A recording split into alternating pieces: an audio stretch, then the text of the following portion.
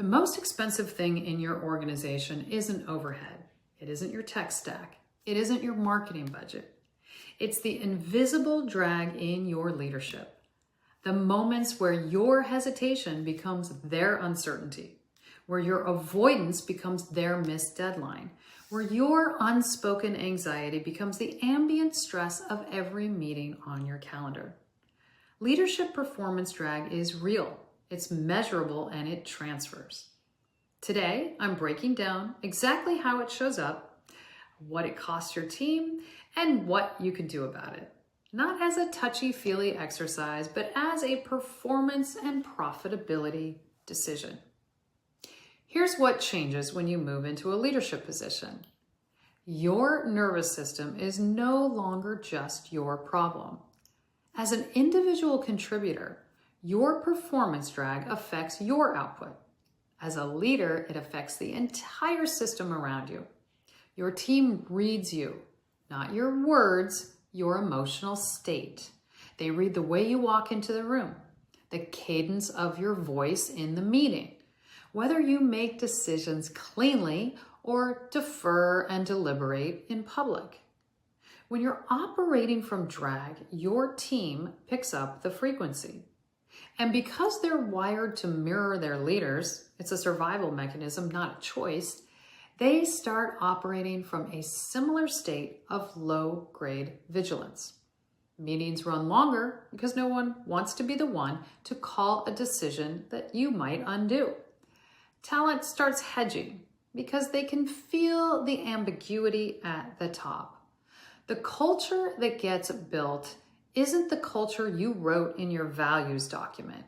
It's the culture of your nervous system, replicated across every person who reports to you. That's not blame, that's physics. Now there's 5 ways leadership drag shows up. Number 1, decision latency.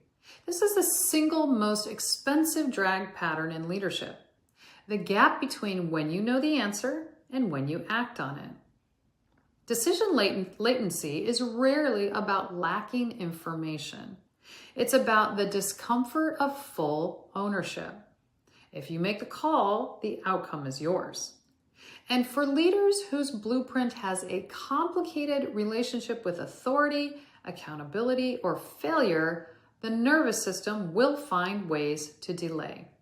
More data, more input, more consideration, all legitimate in moderation, chronic in performance drag. The cost? Your team stalls, projects queue behind your approval, culture learns to wait rather than move. Number 2, conflict avoidance. The direct conversation that hasn't happened, the feedback that keeps getting softened until it loses meaning, the performance issue that's been managed around rather than through. Conflict avoidance in leadership looks diplomatic from the outside, feels protective on the inside, and it costs clarity, which is the single thing your team needs most from you. When leaders avoid direct confrontation, teams fill the ambiguity with stories, usually worse than reality.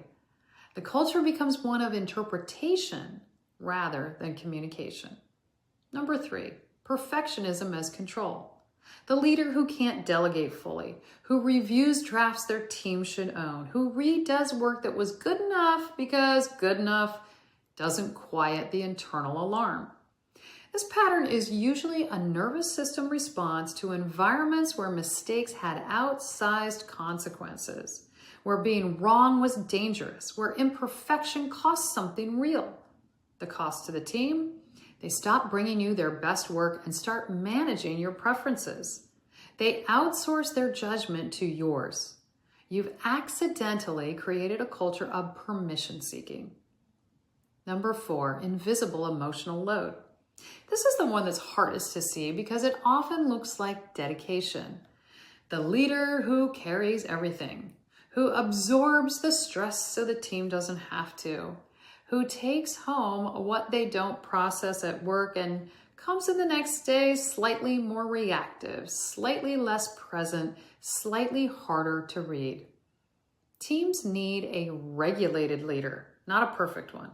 Regulated, meaning Someone whose nervous system can hold complexity without transmitting distress. When a leader is running high emotional debt, the team can feel it. They don't always know what's wrong, but they know something is.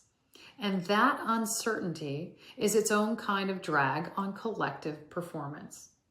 Number 5, vision compression. This is what happens when a leader with a big internal vision consistently underexpresses it publicly. They know where they want to go, but they soften it, make it more modest, more palatable, more achievable, because their nervous system is running a visibility rule. Don't stake out something too big in case you miss it. Don't lead too far ahead or people will doubt you. The result? The team is moving toward a vision that's smaller than what the leader actually holds.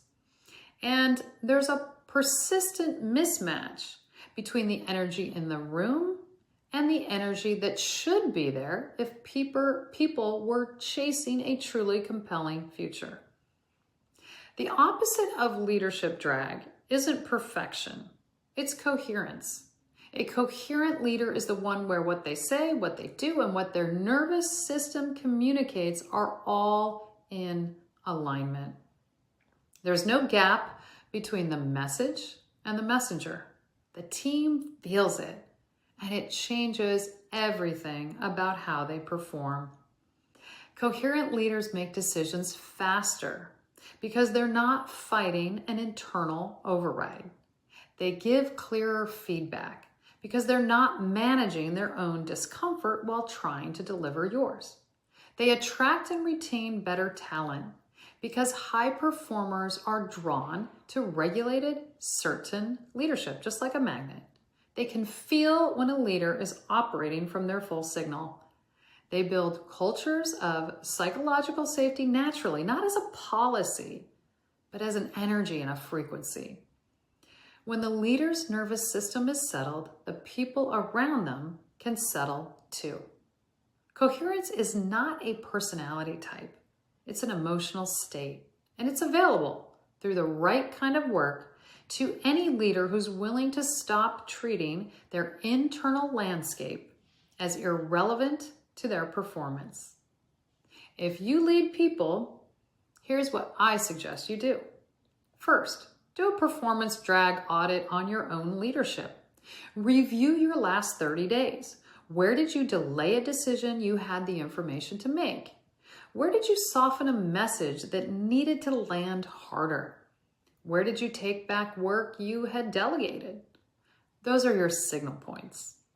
Second, get your nervous system baseline. You cannot manage your state if you can't read it.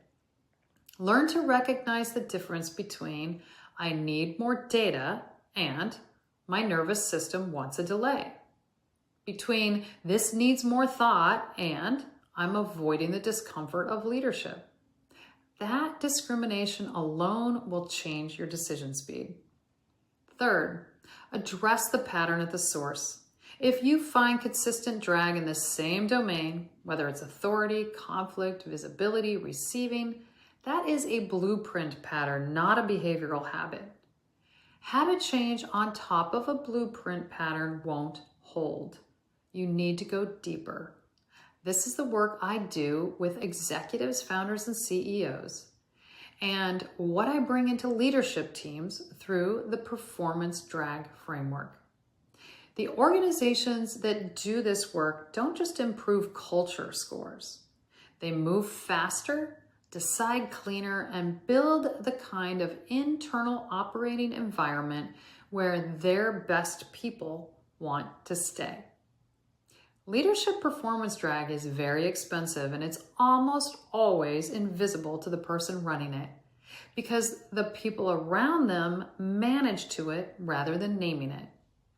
The most powerful thing you can do as a leader for your team, for your culture, for your results is to get honest about where your operating state is creating drag in the system around you. That's not weakness. That's the highest level of leadership responsibility there is. You could start with the Founder Scorecard, link below. It'll show you your top drag patterns and where they're showing up in your leadership specifically.